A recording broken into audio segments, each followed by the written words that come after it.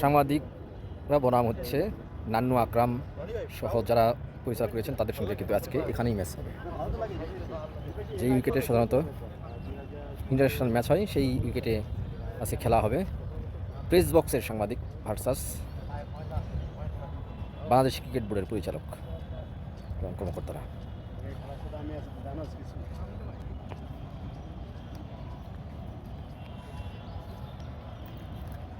একদম দারুণভাবে রোল করা পিচ, একদম খটখটে, বোঝা যাচ্ছে যে অনেক রান হবে এটাতে।